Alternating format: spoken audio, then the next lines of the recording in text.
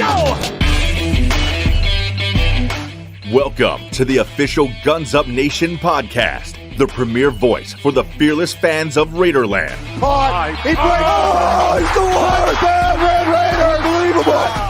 The Scarlet and Black are back at the Final Four Club, and they hail from Lubbock, Texas. Let's meet today's hosts. Hey, how's it going, everybody? Welcome into another installment of the Guns Up Nation podcast. I'm RC Maxfield alongside Tobias Bass down in H-Town. Tobias, how you doing, man? Doing well, man. Doing a lot better than you, because I know it's cold as hell up there where you're at. And we got a nice 73, 74 degree day.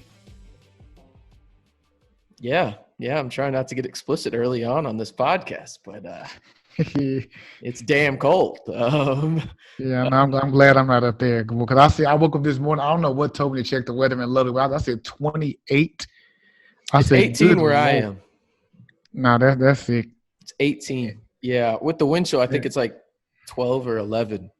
No, sir. Sir. Speaking of Lubbock, you want to hear something crazy? I just got this alert on Twitter. Officials confirm one person has been killed in a single engine crash in a backyard on 32nd and Avenue A. It was a plane crash. Damn. In Lubbock? In Lubbock. It was a plane crash. I'm trying to get more details about it real quick so I'm not going crazy or anything. But, apparently, let me see. Lubbock, and this is from Lubbock Police Department. Lubbock police officers are responding to a plane crash at the intersection of 37th Street and Avenue A. Dang. Yeah, I'm looking. Yeah, I just seen this on something on Twitter too. Yeah, dang. Yeah, wow. Dang, that's crazy. Obviously we're praying for the family and everything, but my goodness. Yeah, for sure. My goodness. We'll continue talking about sports, though. On today's podcast, we'll talk a little bit about Texas Tech football and their big win against West Virginia this past weekend, and then we'll talk about what just got released today, and that was Texas Tech men's basketball Big 12 schedule. And we'll run through it a little bit, maybe a little early preview on what we think the Red Raiders might go in those games this year, and then we'll talk to Tobias, who was at a big high school – what do they call those things? Not a tournament. What do they call it? It was a camp. It was the Wootten Top 150. It was a McDonald's All-American evaluation event. It was a bunch of tech recruits there. There we go. And we'll talk about those tech recruits, and Tobias will give his insights on those. And here pretty soon, Debo Coleman, a 4-star recruit out of Florida, has Tech in his final 3, is planning to announce his commitment on October 28th, on Wednesday, October 28th. So something to look forward to there. So what are we talking about? Literally 2 days from now, I guess. Yeah, 2 days from now. But let's talk about Texas Tech football a little bit, Tobias. I know you were busy with the camp all weekend, but Texas Tech, they pulled one through, man. They actually played pretty solid this weekend. All things considered, West Virginia, they had 7 or 8 drops. I believe it was 7 this weekend. So that really helped Texas Tech. But I think the most impressive aspect of this whole game, and really it was something that I think hasn't gotten talked about enough, is the last 5 possessions of defense for Texas Tech. They held them scoreless. It was scoreless for the Mountaineers. So I think that was huge. And then the last, obviously, touchdown of the game was also huge for the Red Raiders, as it looked like they were only going to score 7 points in the second half, but they had a big scoop and score from Zach McPherson that put them ahead, and that was the difference right there. But overall, again, I know, Tobias, you didn't get to watch much of the game, or if any, but Henry Colombi looked solid, 22 for 28, 169, 1 touchdown, ran for 40 more yards, so had about 210 of total offense and 2 touchdowns. But really, the real impact on Colombi was felt in the wide receiver game. They were missing 3 of their top 4 wide receivers in Vasher, Carter, and Rigdon. Hopefully Carter, maybe Rigdon will be back, and maybe Vasher too. Don't know what Vasher's reason for missing the game was. We just know he was inactive. But Carter was out due to his injury, his arm injury. And then obviously Rigdon was out because of that concussion that he sustained up in Ames. But really, I thought Henry Colombi looked really, really good in what he needed to do. He didn't try and do too much. He kept the ball on the Texas Tech side, he didn't, commit any turnovers or anything like that. And, I was talking with Casey Cowan about it, Tobias, and, there's that old saying that young quarterbacks go to tight ends, right? They're security blankets and whatnot. Well, I think a lot of people, and including myself to a degree, didn't consider what was Henry Colombi for a majority of the year. He was the second string quarterback, right? Yeah. So, obviously missing your weapons like Vasher, Carter, and Rigdon, it's not ideal, right? But a lot of his reps were coming with guys that wore the Miles Prices, the Cleveland of the world. And wouldn't you know it, Price was the guy who led Texas Tech in receiving with 7 catches for 79 yards. And he had that really critical 44-yard catch on 3rd and long, which really, really helped Texas Tech get into the end zone. And then you look at what Texas Tech did on defense, I thought was absolutely outstanding. They had 5 tackles for losses, only had 1 sack. But really what they did is they kept the ball in front of them for a majority of the game. Obviously in the Big 12, there's going to be big plays. That's just nature of the beast, But when you look at what West Virginia did, I thought they kind of shot themselves in the foot to a degree.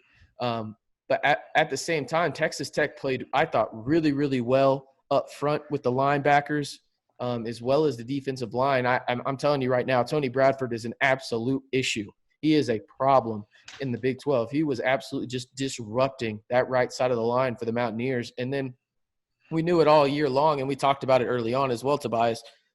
What's going to be the deepest aspect of the defense? It's going to be the linebackers. And we've talked about it, and I thought they played really, really well.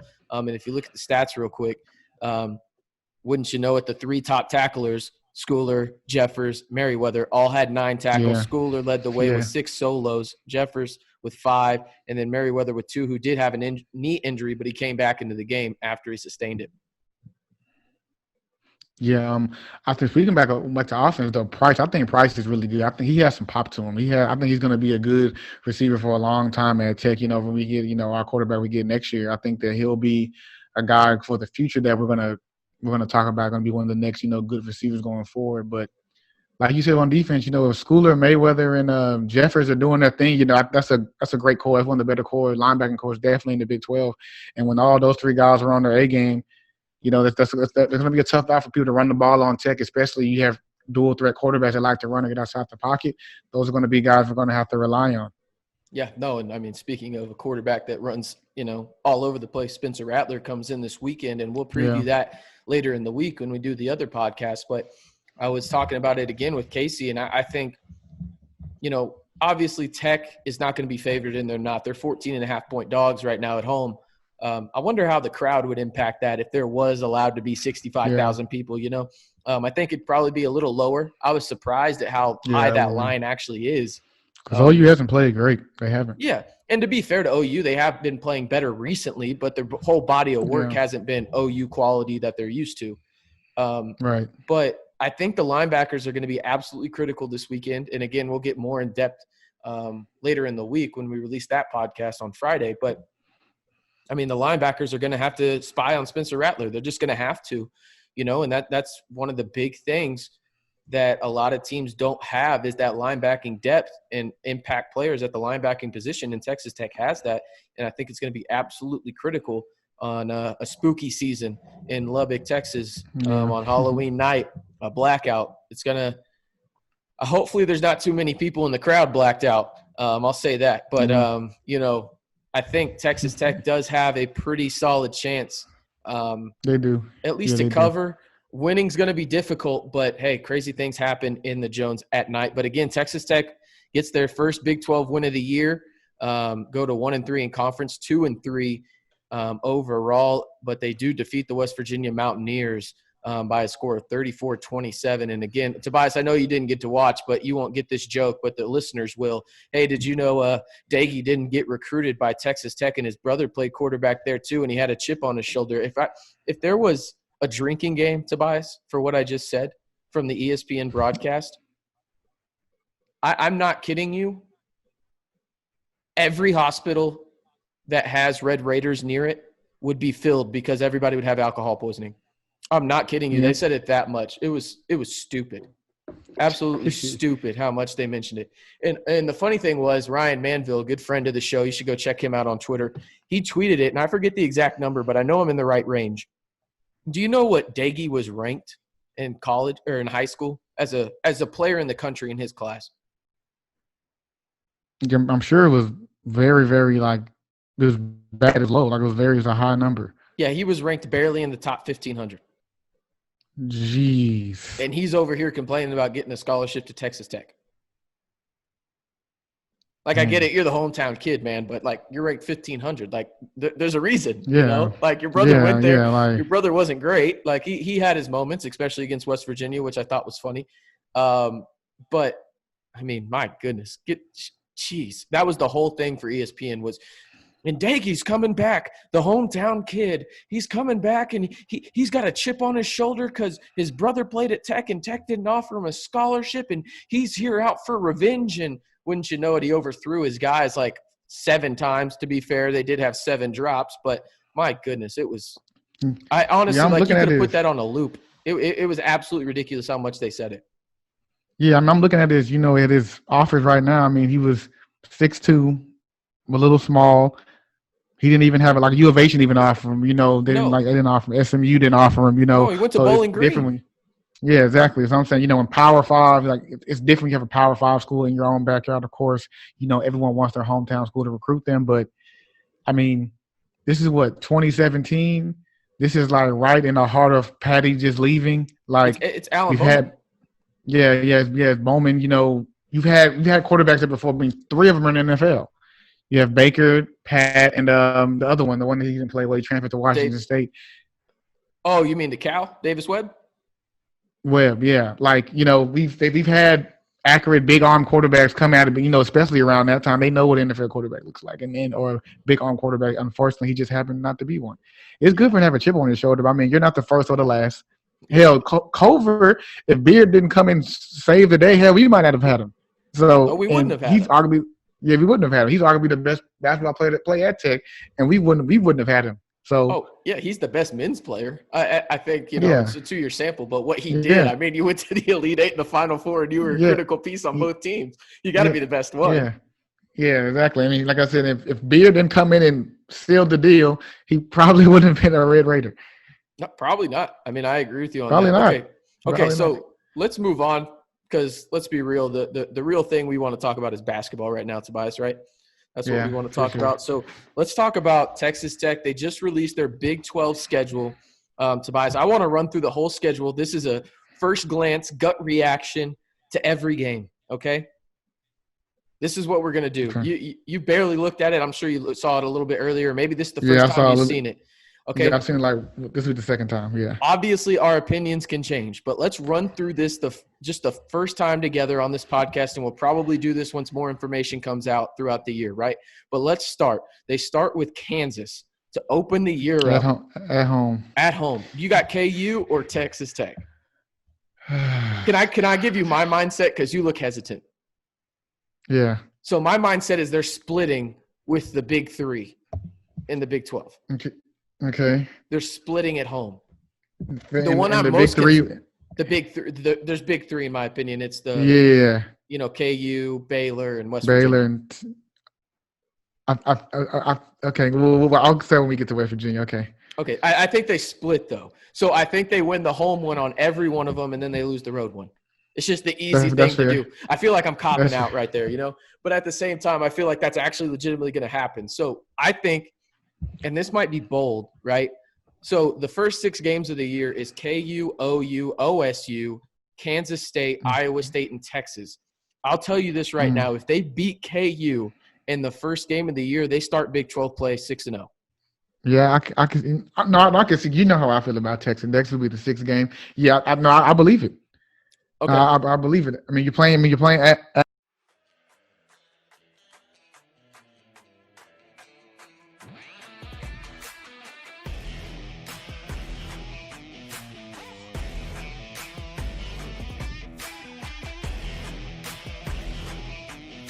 Thanks for listening to the Guns Up Nation podcast. The opinions expressed in this podcast are those of the podcast hosts and do not reflect the opinions of Texas Tech University or its affiliates. Visit our website at gunsupnation.com for more Texas Tech news. Thanks again, and guns up.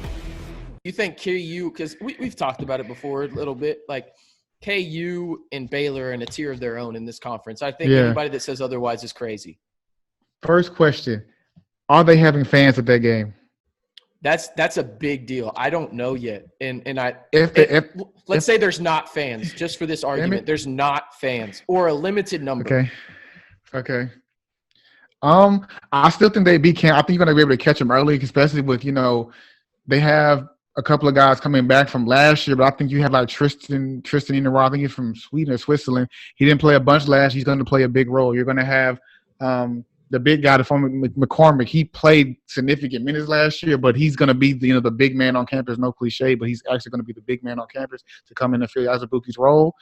Then you're going to have Bryce Thompson. He's a 4 or a 5-star recruit. He's going to play significant minutes. They're going to have a bunch of new guys that haven't played a lot last year.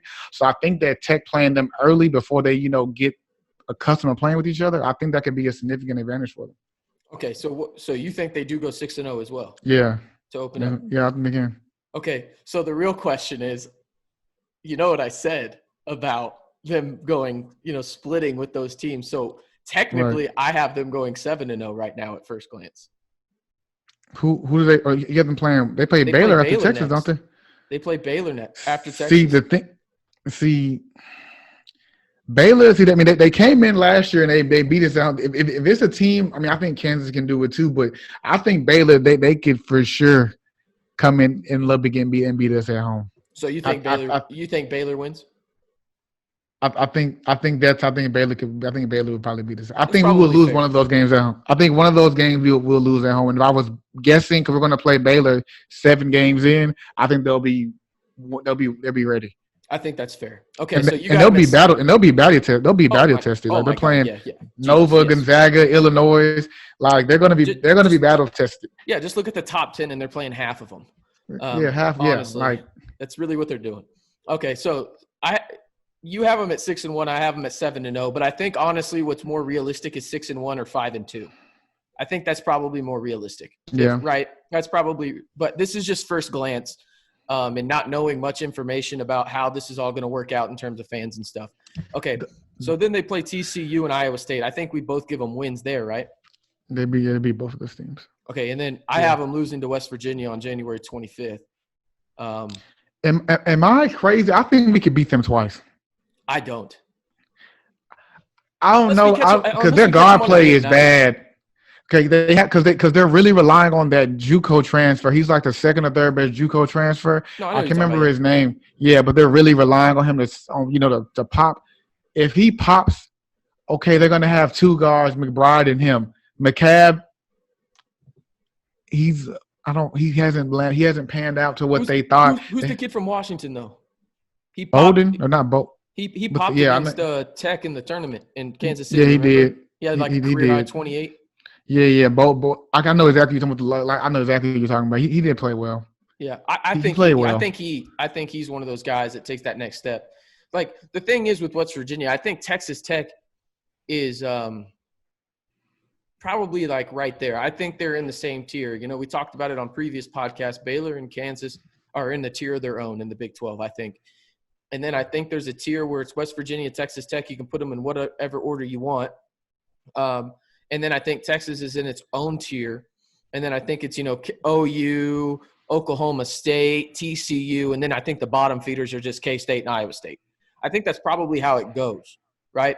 So for me, typically, unless there's obviously injuries, knock on wood, there's not, right? I think West Virginia – the only way Texas Tech beats them twice, especially in Morgantown, is if they get hot and they just get really, really hot. But, I could be wrong because I think West Virginia is just one of those teams where it's kind of like Texas Tech in a way. It's almost damn near impossible to beat them at their home arena.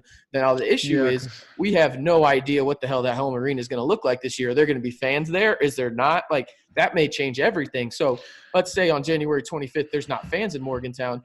I might take Texas Tech, actually. The thing is with them is, I mean, they're gonna try to, muck up the game and get people, it's gonna be physical. The thing is, even if Tech goes up there and they get in foul trouble, I feel like Tech has the depth to where they can survive. I don't know if West Virginia has the depth because, like last year they were doing a lot of fouling. And he knows who I'm talking about too. You know who I'm talking about. He was fouling a lot. And I feel that, okay, if I don't know, PV gets in foul trouble. We have Ogbo that can step up in this place. We have Santos Silva Tyreek can step in this place. I feel like we have, we could play 10 guys realistically. We could play. I don't know if 10 are going to play consistent minutes, but if I don't know who the last man on the bench is going to be. But if you're probably Benson, if McCullers, if Benson has to be your 10th guy, I know at the minimum he's going to give you effort. In a game like West Virginia is a game where I feel like he would thrive because he plays that way. He's a physical guy. He doesn't back down from anyone. That's a game where if he has to come in to play 18 minutes, I'm fine. I feel like I'll be able to survive with that. But I just don't think that, West Virginia, if they get in foul trouble, I think it's going to be tough. Okay, so let's just clarify. You have Texas Tech at 6-0. We both do. Through the first 6 games, you have them losing to Baylor. And I think if we're both being realistic about this, they probably go 5-2 through the first 7 games. Right? Probably, yeah, probably.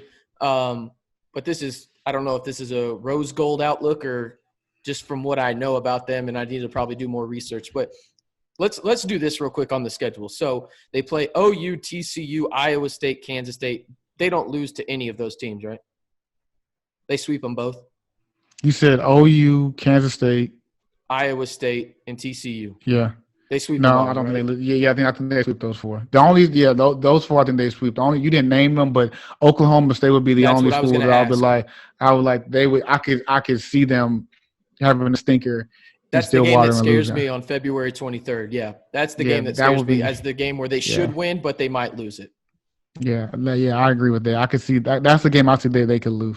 Yeah, because my initial gut, right?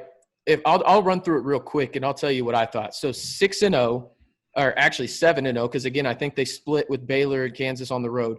Then they beat TCU 8-0, 9-0, and then I think they lose to West Virginia, so they're 9-1. They beat Oklahoma, they beat Kansas State, they beat West Virginia. So at this point, Texas Tech literally has only 1 loss, in my opinion. And then I think they lose to Baylor. I think they beat TCU. I think they lose to Kansas. I think they lose to Oklahoma State. So, yes, I was about to bring it up. That stretch from February 9th to the 27th, that's a tough stretch. Oh, I know. I on the website, gunsupnation.com, I wrote about it. I literally said the last aspect of the schedule that stands out in this stretch is from February 9th, the game you're talking about, West Virginia, to the 20th. I didn't add Oklahoma State and Texas. But, I mean, you're playing West Virginia, a top, 15 team in the country. Baylor, a top 5 team in the country. TCU is kind of the quote-unquote gimme. And then you got to go up to Kansas. I mean, you're literally playing 3 top 15 teams in the country in 11 days. The thing with me is, depending on how it goes, if it goes with you, let's say they lose to West Virginia, Baylor, and Kansas, that Texas game will matter. Oh, it will. Absolutely. That game will matter because that'll be seeding in the tournament, or seeding definitely for the Big 12 tournament. That's a game where I feel like you will be at home, but you have to win that game because that could make a big difference. That could be between you finishing 3rd or 5th in the Big 12. Well, I mean, if the Big 12 is as good as everybody thinks it is this year, I mean, that Texas game could be for a share of the Big 12 title if you do well enough, right? If you do well enough. I obviously think KU or Baylor's going to win it, but I mean, they have a chance. They have a chance. Texas Tech does. I mean, I think realistically, 4 teams have a chance, in my opinion. West Virginia has an outside chance, but I think they're still part of that group to win it. Right. So, again, now if I'm looking from this from a realistic point of view, I guess I should have done that from the begin with. I seriously do think that Texas Tech splits with KU, and now that I look at it, that is a hell of a start for Texas Tech. They're 9-0. Yeah. They're 9-0. Yeah. If everything goes by the way I'm thinking, 9-1, 10-1, 11-1. My goodness, they're 11-1 now. 11-2, 12-2. Okay, at that point, they're 11-1. What are they ranked in the country? Oh, top 5. 6. Yeah, I'm gonna say Top if we have five. 4, 5, 6. Yeah, I would have But to. the thing is, I think they lose again. I think they lose to KU, and I think they lose to Oklahoma State, and then I think that Texas game. So they have 4. So they're 13-4 going into that game, if my math is right. 1, 2, 3, 4, 5, 6, 7, 8, 9, 10, 11, 12. Yeah, they're 12-4 going into that game. Or 12-5. Maybe I'm just doing terrible math right here. I obviously am because I'm awful at math. So let's go through it. KU win. OU win. Oklahoma State win. Kansas State win. Iowa State win. Texas win. Baylor win. TCU win. Iowa State win again. That's 9. So you're 9-1. Your 10th game you lose, so you're 9-1. Now you're 10-1, 11-1, 12-1. Okay, so now you're 12-2, 13-2, 13-3, 13-4. Now you have a chance your last game against Texas to go, 14-4, 13-5. Do you think 13-5 wins the Big 12? I think you got to be at least 14-4, right? Yeah, I think 13. I don't think you win it. The only way, so I think probably Kansas and Baylor split. Didn't West Virginia beat Kansas last year? I believe they did. I think they did. I think they. But I'm not 100% sure that you're wrong. I could be wrong, but I think they split with them last year. Yeah. I think they might have split with them last year. So if they did, who knows? Maybe they, maybe West Virginia could beat Kansas again. I don't think they'd beat Baylor. I don't think they have enough guard play to beat them. No, last year Kansas beat West Virginia twice. Kansas beat West Virginia on the 4th of January, 60-53, and then they beat them in Morgantown, 58-49. Okay. So they were close games, though. Okay. They were close games, though. Yeah, close games. Yeah, close games. Yeah. Okay. So they only went 9-9 in the conference. Yeah. So I don't know. That'll be a game. West Virginia, they're better. Absolutely. They're better, but they're maybe, like I said, maybe they ugly up the game. Maybe they get some depth. Coach, he thinks he has a great team every year, but he said he likes his team a lot, so maybe they have some better depth than I'm talking about. And that kid you're talking about, his name is Emmett Williams. Yes, Emmett Williams. There we go. Yeah. I like him a lot, to be fair. I really like him. He's good. No, he's good. He's good. He kind of reminds me of a great value Kelly Oubre. Yeah, he kind of looks like him too. Yeah, he does. Yeah, that's kind of who he plays like. So what? Okay, so we don't have to get. Oh, they beat Baylor. They beat Baylor last year. That's who they beat. Okay, so they beat Baylor. Okay, so let's say they split. Just instead of splitting with KU, West Virginia splits with Baylor again. I don't think they will. I think it'll flip, if anything. But so what do you think wins the conference just right now, today? Obviously, it's super early. What's today's date? The 26th? How many wins the conference today? Like you said, I'll probably think 14. See, because I think 15 wins the conference. You have 2 top 5 teams, Baylor, Kansas, right? West Virginia is what? Realistically, what is West Virginia going to be ranked preseason? What, like 10 to 15? I think 12 is probably the right number. Yeah. But 15 just seems like a lot because this conference is, like I said, this is a great conference. You're going to have to win games. But I just feel like that's a lot.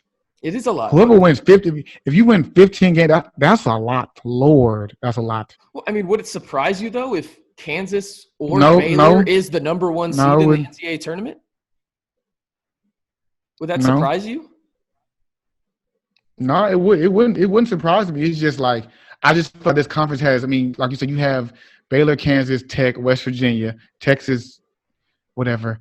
You have at least 5, and then you have Oklahoma State. I could see someone going to Stillwater. Their talent just gets them a win. Like Cade Cunningham goes for 30, and he just beats it. He just beats the team.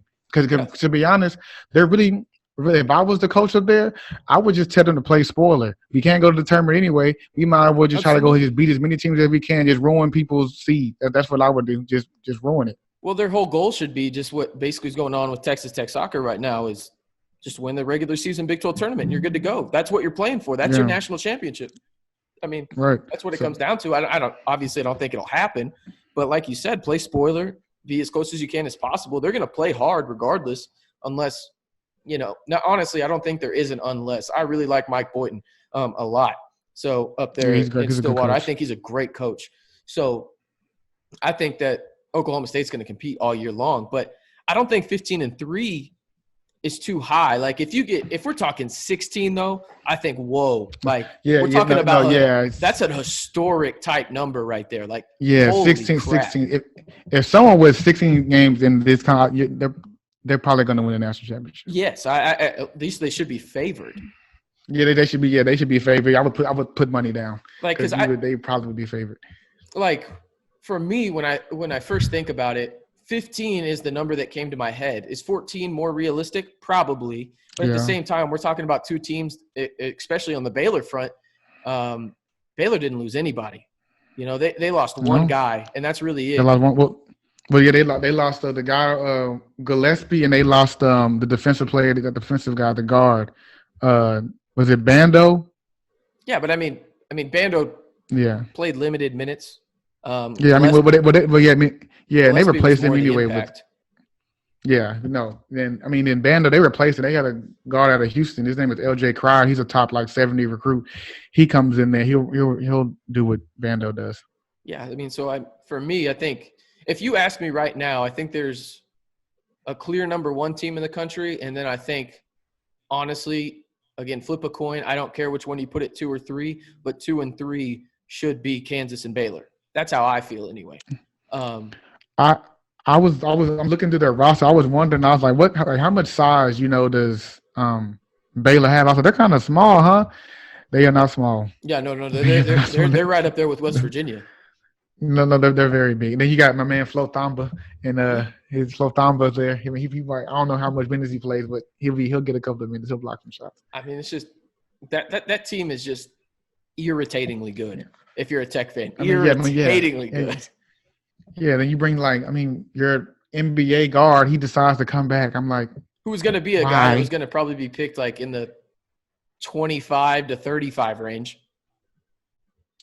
Probably in the later aspect of it, if I'm being honest. But in that range. And he was probably going to be a good pro when he comes back. Yeah. I'm like, why? Then, then they get another – I don't know.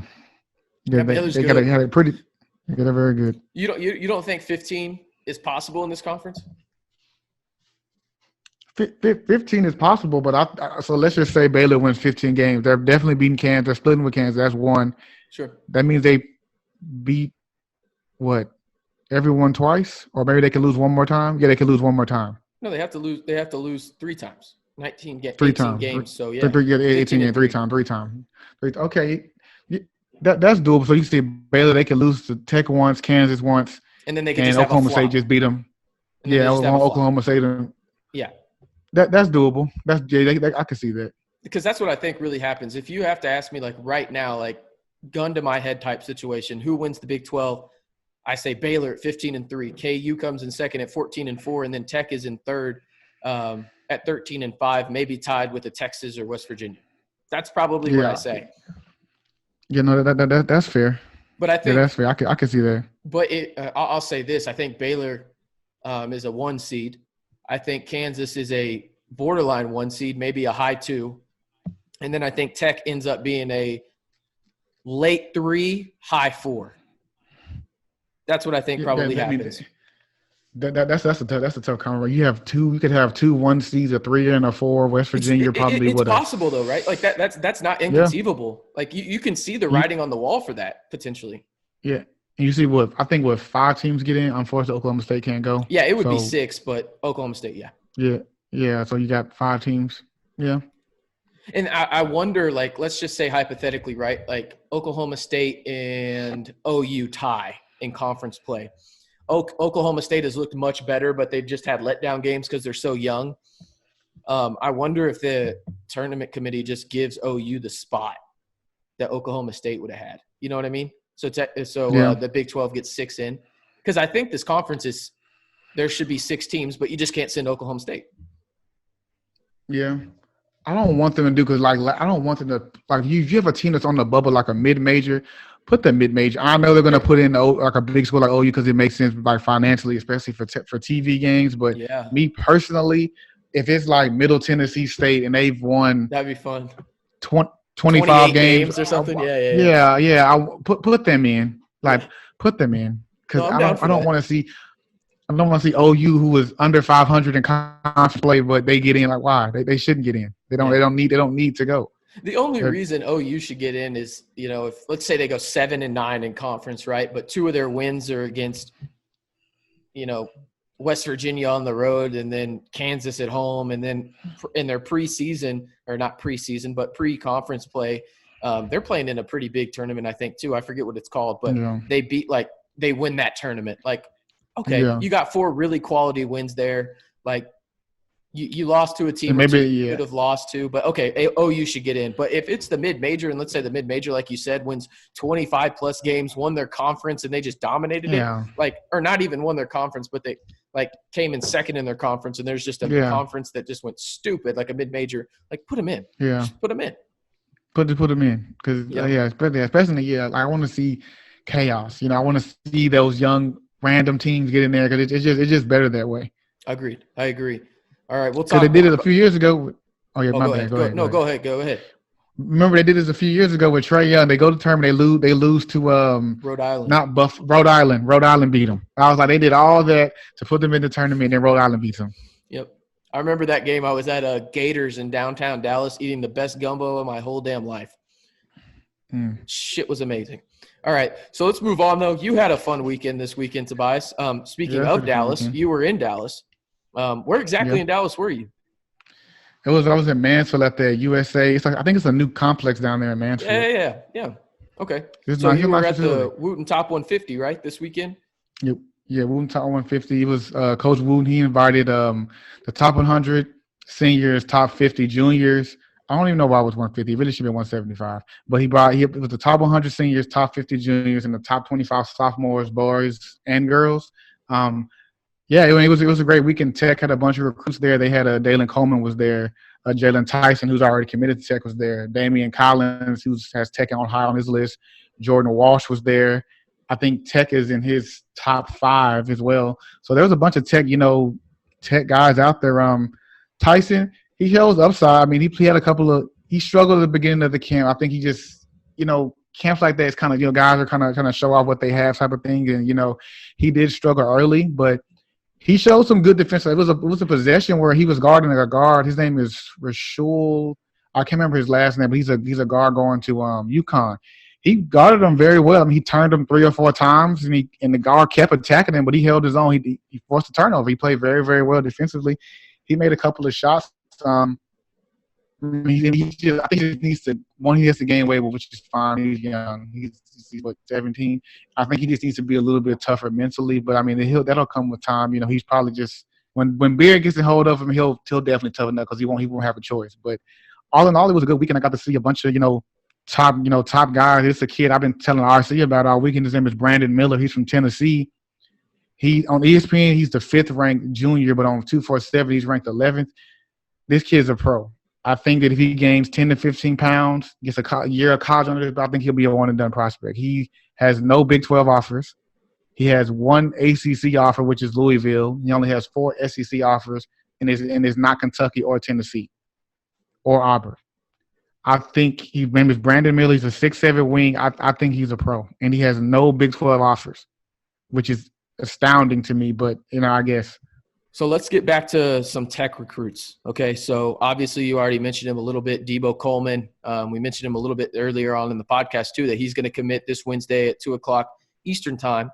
And Tech is in his final 3. What did you think of him this weekend, and what can Tech fans expect potentially with him coming to Lubbock and under Coach Beard's reign? Coleman, he had a pretty good weekend. I think that he was one of the more consistent prospects. I mean, he showed that he can make shots. I mean, that's what college basketball is about, especially in the conference like the Big 12. You're going to have to make shots, contested, uncontested.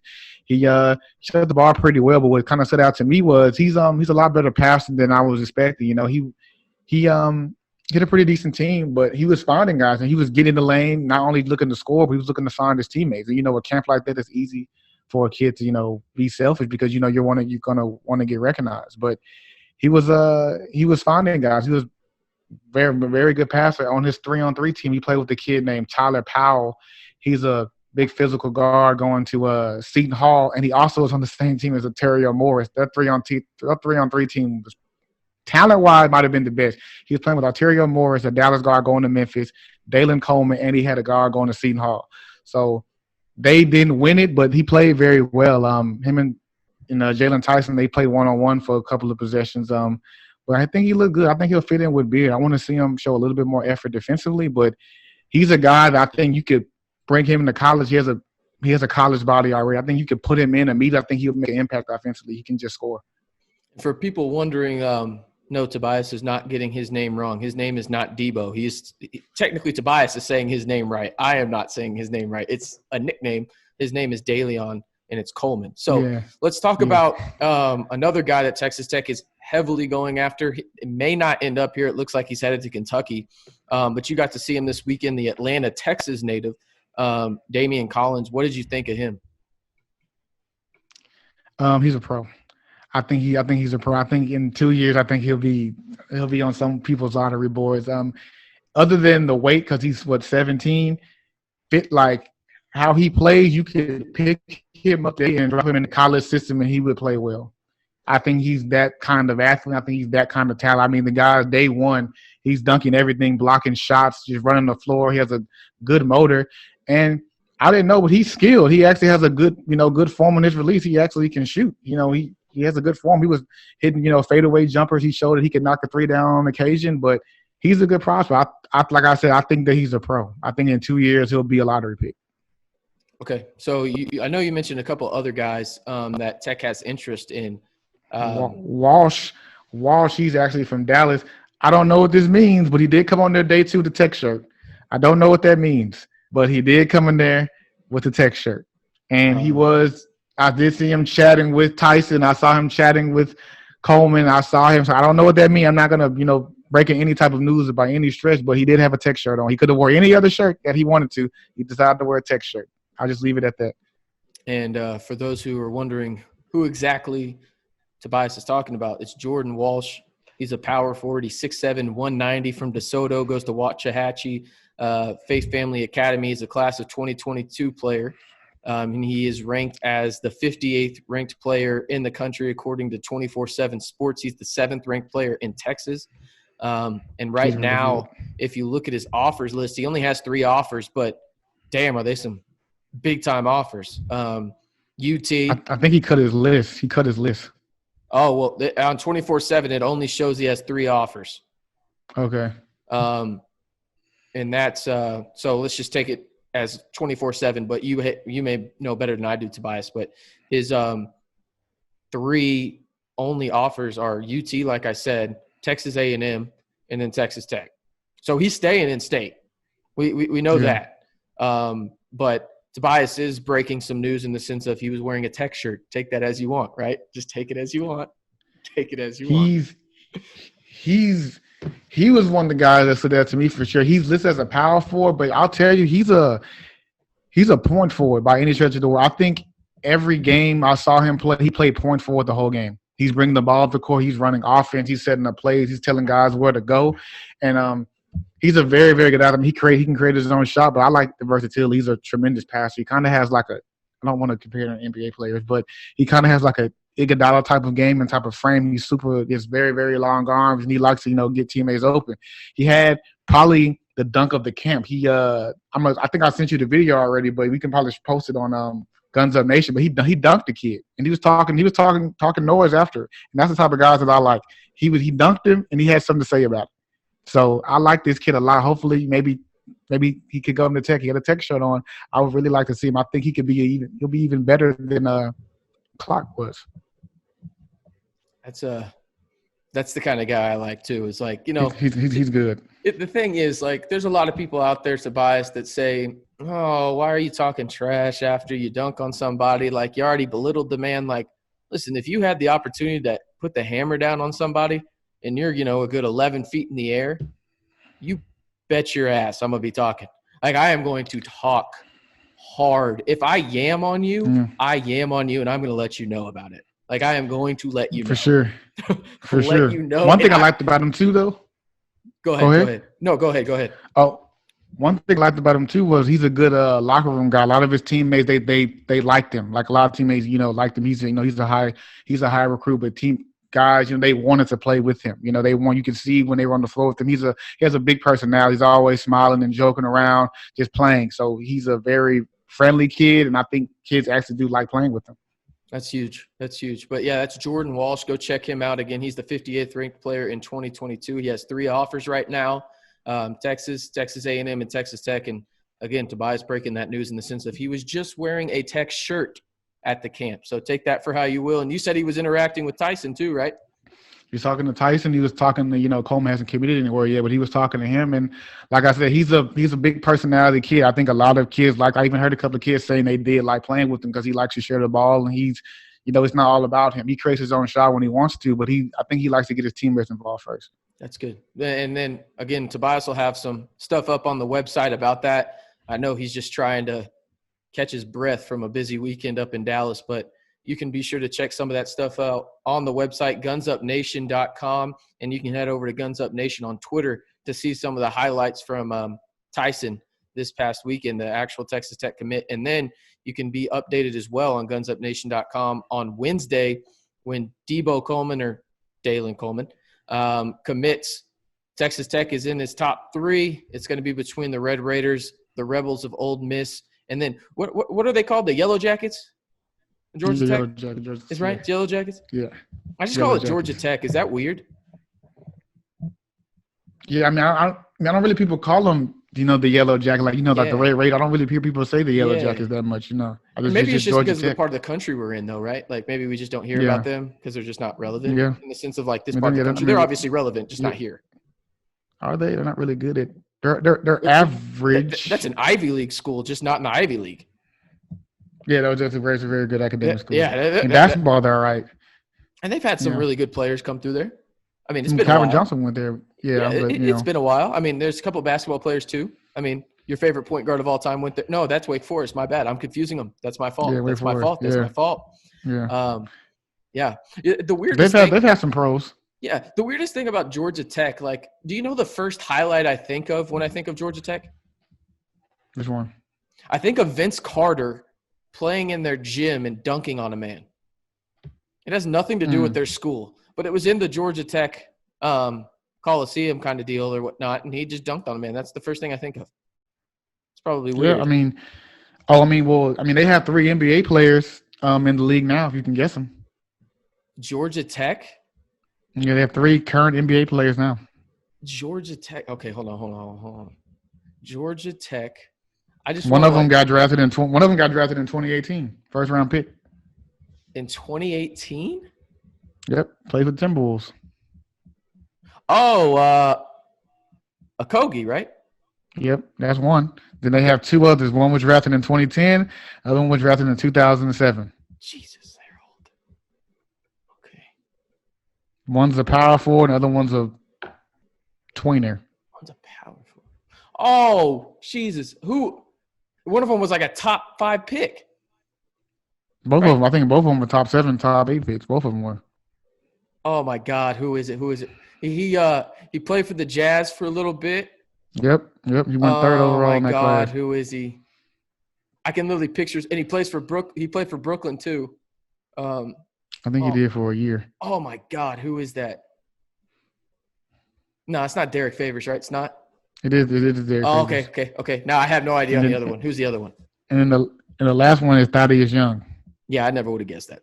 Never would have guessed that in my life. There. Didn't Chris Bosh go there?